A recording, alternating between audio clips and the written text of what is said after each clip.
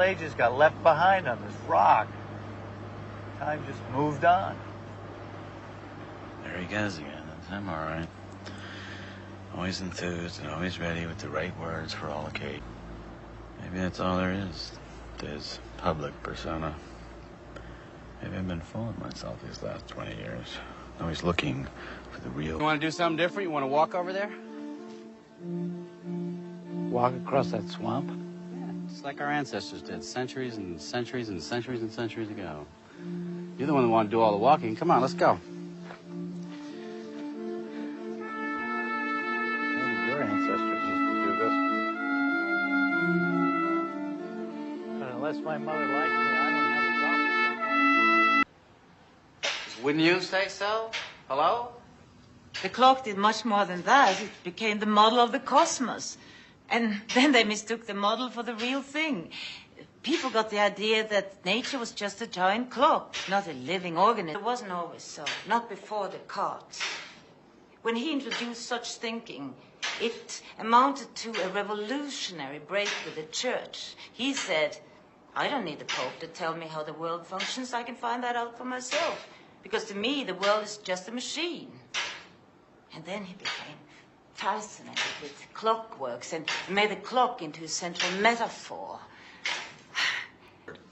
Mechanistic, as if nature functioned like a clock.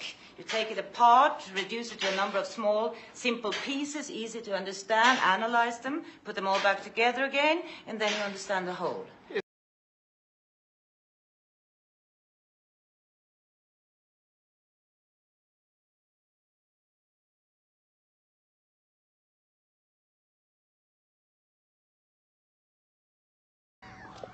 Keep on going, Sonia. Don't stop. Who knows? You may just have that vital piece of information that we Pauls, venal and stupid as we are, have been missing out on all along. Well, there you go, thinking in terms of pieces. Pieces are all we get of the picture, only fragments. Come on, give me some examples.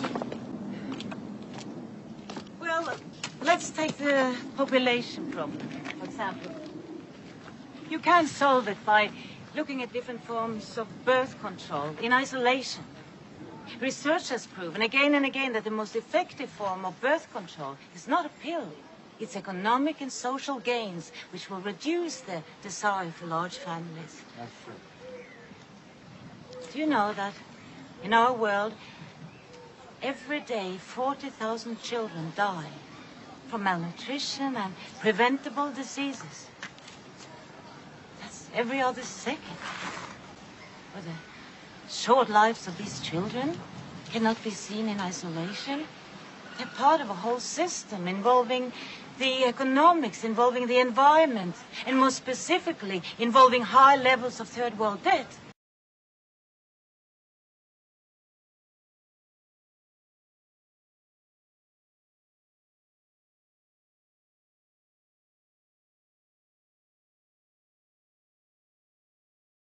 Of course, you can fix a fragment of a piece, but it will deteriorate a second later because what it was connected to has been ignored. We have to change everything together at the same time. The ideals, the institutions, the values.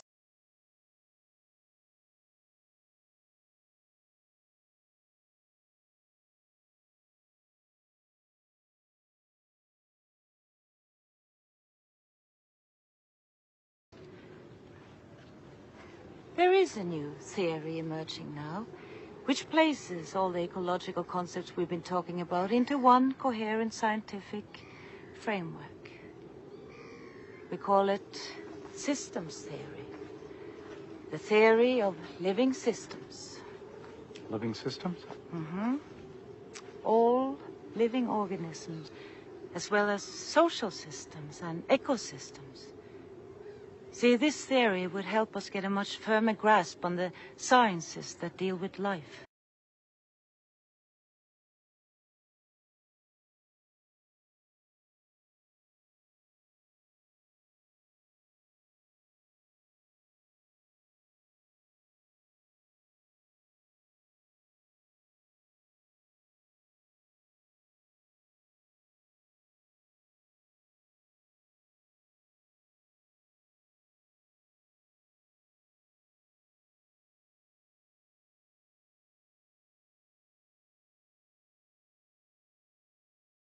set of relations that reach outward to connect with other things. What are those other things, please? They are interconnections of yet other things, which also turn out to be interconnections, and so on and so on. You see, in atomic physics, we never end up with any things at all. The essential nature of matter lies not in objects, but in interconnections.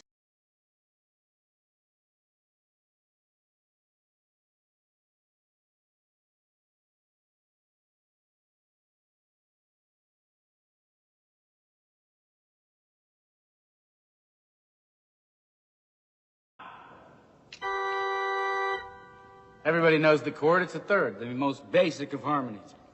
Carries with it a very distinctive feeling, no? And yet, its individual notes carry none of that feeling. Therefore, the essence of the chord lies in relationships. And the relationship between time and pitch Makes melody. Makes melody.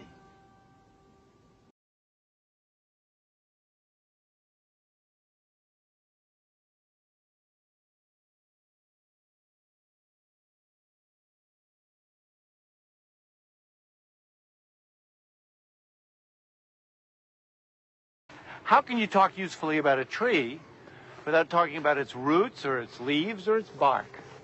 Well, I could, without even naming the parts you mentioned. Well, a Cartesian would look at a tree and conceptually take it to pieces. But then he would never really understand the nature of the tree. A systems thinker would look at a tree and see the seasonal exchange between tree and earth, earth and sky. Would see the annual cycle, which really is one big breath the earth takes through its forests, providing us with oxygen, a breath of life, linking the earth with the sky and us with the universe. A systems thinker would look at the tree and see the life of the tree only in relation to the life of the whole forest. Would see the tree as a habitat for birds, a home for insects. But if you look at a tree and try to understand it as something separate, you will be bewildered by the millions of fruits it's producing in its lifetime, because only 1 or 2 trees will grow from those fruits. So if you look at the tree and see it as a member of a larger living system, that abundance of fruits will make sense, because hundreds upon hundreds of forest animals and birds will survive because of them. Interdependence. And the tree cannot survive on its own either. To draw water from the ground, it needs the fungus that grows at the tip of each root. And the fungus needs the root to survive, and the root needs the fungus. If one dies, the other dies.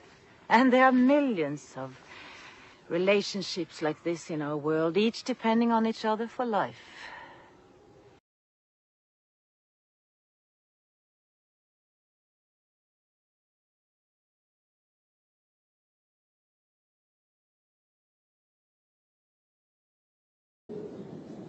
What is life?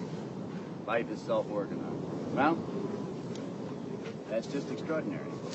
Yes, it is. And it means something specific, too. It means that a living system is self-maintaining, self-renewing, self-transcending. What does self-maintaining mean? Well, it means that a living system, although depending on its environment, is not determined by it. Take the yellow fields of rye around this island. With all the rain here, those fields should be green all year round, but every summer they turn yellow. Why? Well, to use a metaphor, each plant remembers that it originated in the hot and dry climate of southern Asia. It remembers, and not even a dramatically different climate can change its inner workings. Self-maintaining, self-organizing.